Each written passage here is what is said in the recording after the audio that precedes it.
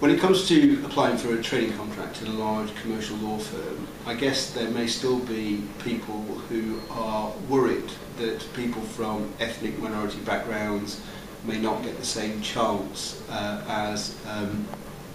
people from a white background.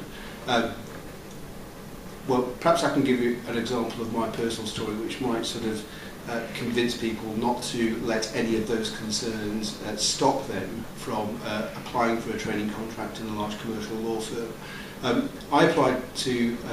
Eversheds in 1989 for a training contract, and I guess in those days there may have been some concerns, even on my part, that somebody like me may not fit into a large commercial law firm, a large provincial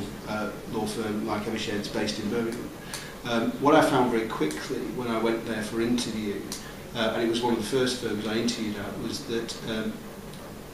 none of those issues really applied, and I was absolutely treated on my merits in terms of my employability. So I turned up for an interview,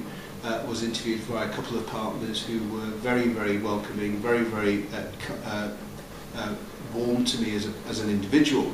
And very quickly I was put in a situation where I felt very comfortable talking about myself, talking about my likes and dislikes in terms of the law and what I wanted to achieve out of the law, but also sort of personal interests such as sport, and in particular cricket and football, which seemed to strike a chord with those interviewing with me at the time. I think the key thing I kind of draw out from this is that if you can look beyond any preconceptions you might have about what a law firm might want, and just trust them to sort of treat you as an individual and to judge you as an individual, then that will allow you to express yourself properly without any preconceptions, and hopefully you will be judged on your merits as an individual, and that will then determine whether or not you're successful in getting a training contract. And certainly my experience is that go at